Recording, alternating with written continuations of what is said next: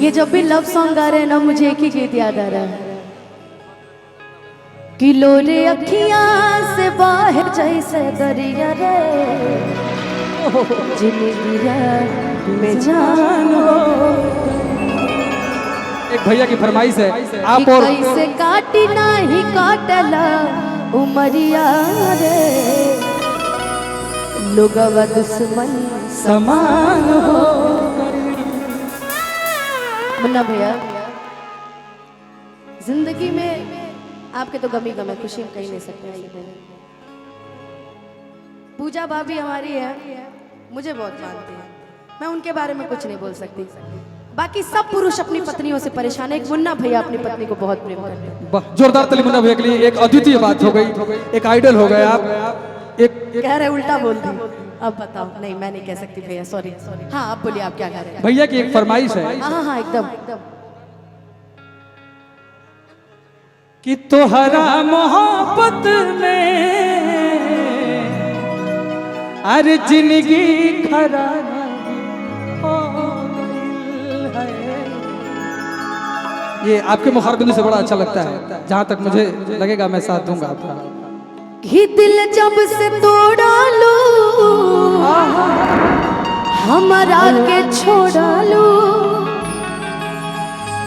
लेकिन भैया मैं इस गाने के साथ नहीं हूँ, क्योंकि दिल लड़कियों का भी टूटता है, वो कभी शराब नहीं पीती, लड़कों को सिर्फ पीने का बहाना चाहिए। सही बात। कि दिल जब से तोड़ा लो, हमारा के छोड़ा लो, संगतिया शराब हो गई। तोहरा मोहब्बत में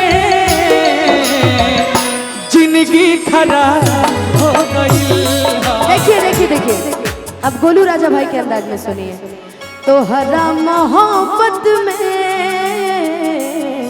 जिंदगी खराब हो गई। तोहरा मोहब्बत में जिंदगी खराब हो गई।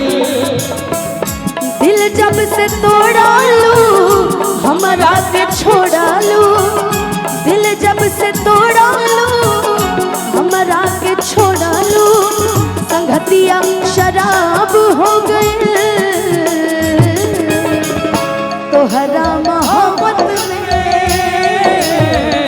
जिंदगी खराब हो गई। तोहरा मोहब्बत में जिंदगी खराब हो गई। जाने कब खो गया, मुझको ऐसे देखा कि कुछ हो गया। दीवाना ना जाने कब खो गया, मुझको ऐसे देखा कि कुछ हो गया। कुछ हो गया, कुछ हो गया, कुछ हो गया मेरी जान। दीवाना ना जाने कब खो गया हो, तूने ऐसे देखा कि कुछ हो गया।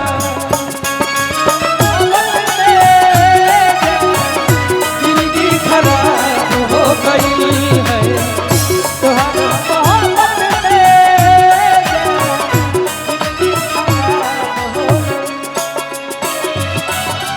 मुन्ना भैया हट तो सूरज आगे से। मुन्ना भैया एखनी के आज हमरा संग आके साबित कर देले सकी अभी जितवा ना रहे नु तो हमार काम ना चली। कोई बात नहीं, जाए मेरा भाई अगर अभी जीत ना हो मंच पे, तईर घाट उबीर घाट देखिए दोनों कोने कोने खड़ा है दोनों, दोनों ब्लैक ब्लैक पहले, ब्लैक कमांडो जैसे। एक को तो भगवान ब्लैक बनाइबे किए हैं, एक और ब्लैक है उससे ज्यादा। एक सांवरी सूरतिया लेकर है, एक काला दिल लेकर है।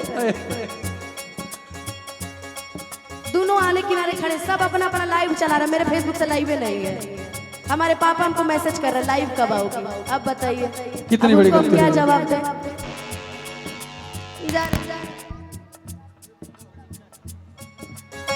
जा रहे अभिजीत वंदे हर जगह आइल कर यार। मगर कल मेरे यहाँ पूजा है तो अभिजीत पटना में है, हमको भी यहाँ से जल्दी जल्दी में पटना जाना है तुरंत।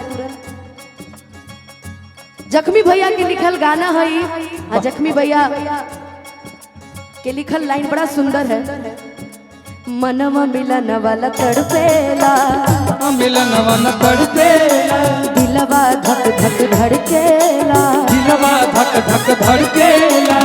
सावन के बदरिया जैसे अखियाई हो तरसेला, सावन के बदरिया जैसे अखियाई हो तरसेला।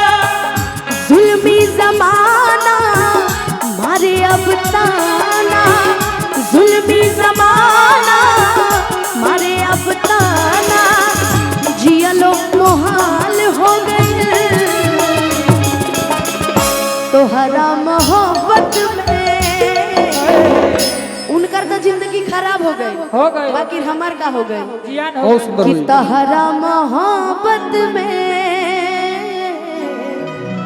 ई पगली के हाल हो गई, तोहरा मोहब्बत में पगली बेहाल हो गई। घुट घुट के जी ले आंसू रोज पी ले, घुट घुट के जी ले आंसू रोज पी ले, प्यार जीव के काल हो गई तोहरा मोहब्बत में। हमारा रवि भाई प्रेम में एकदम पागल। अगर कोई सोच रहा होगा कि मोबाइल से लाइव चला रहे तो नहीं, ये गर्लफ्रेंड को वीडियो कॉल पे रखे होंगे। ये सब प्रेम में पागल आदमी। तुम भी खैनी खा के आए रे? नहीं ना, अरे ट्रेंड में आ गया है खैनी। हमारे भूपेश भैया को देख लीजिए, नहीं खाते हैं ये, एकदम नहीं, शुद्ध शाकाहारी। लेकिन तरफ आज हम सब्जी पोल खोलेंगे कि तोहरा मोहब्बत में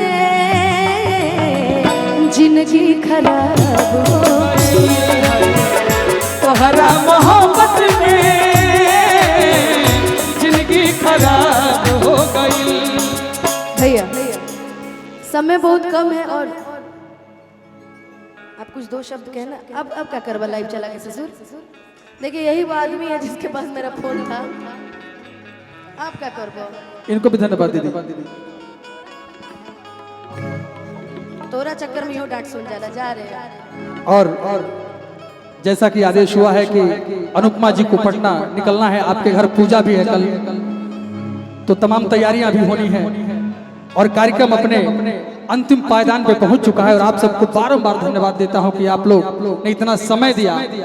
एक दो गीत से और प्रस्तुति रहेगी अनुपमा जी की। अनुपमा जी का बहुमूल्य समय है, जैसा कि काफी देर से कार्यक्रम स्टार्ट हुआ है, तो एक दो और गीतों से स्वागत रहेगी। और आप सबका प्यार मिला, आप सबका सहयोग मिला, इसके लिए चौरी चौरा की धरती को बारंबार प्रणाम। नंदन बंदन चंदन अभिनंदन अनुपमा जी को।